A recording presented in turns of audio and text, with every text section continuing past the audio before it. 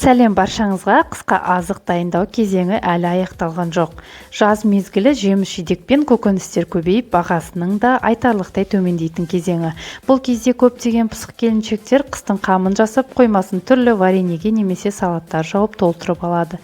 Ендеше сізге ерекше алмұрттан, яғни грушадан өте дәмді болатын, әрі тұмаудан айықтыратын, дәмі тіл үйіретін варенье дайындайық. Ең алдымен тығыз целлюлоза шырынды бар сортындағы груша қажет болады. Егер сізде грушаның басқа сорты болса, оны да ала беріңіз. Ең бастысы езілмеген әрі шірімеген болса жақсы. Алдымен грушамызды жақсылап 3-4 қайтара жуып, шіріген жерлері мен өзектерді кесіп тастаймыз. Ішкі дәнектерін де толыққанда тазалап аламыз.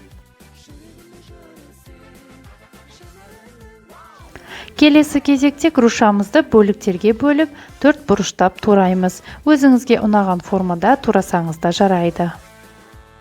Туралған дайын грушамызға қантымызды қосып, бетін жауып бір түнге қалдырамыз. Яғни осы аралықта грушамыз толыққанда суы шығады.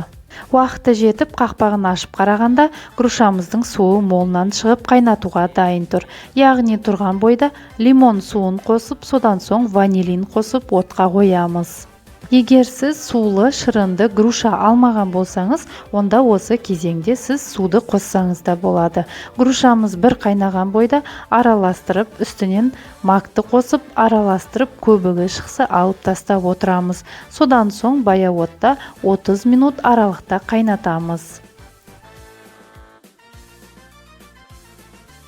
Осы аралықта банкілерді жуып, тазалап, стерилдеп аламыз. Содан соң уақыты жеткен вареньемізді банкілерге жауып бастаймыз.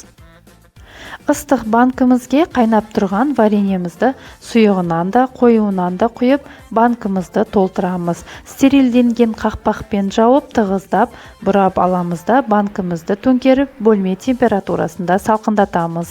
Менде берілген мөлшерден жарты литрлік банкіден 2 банка шықты. Сіз көбірек жабам десеңіз де, мөлшерін 2 есе көбейтіп жапсаңыз болады. Және грушаның өзін джем қылып жапсаңыз да өте дәмді шығады. Қыста десерт ретінде рахаттанып жейтін боласыз. Көріп тұрғаныңыздай грушамыз езілмей, өз қалпын сақтай отырып, өте дәмді, тартымды болып шыққан. Ал қосылған магымыз түрін ерекшелендіріп, өте әдемі әрі талшықтың тамаша көзі. Рецептім ұнаса лайк басып, каналыма тіркелуді ұмытпаймыз. Ас болсын!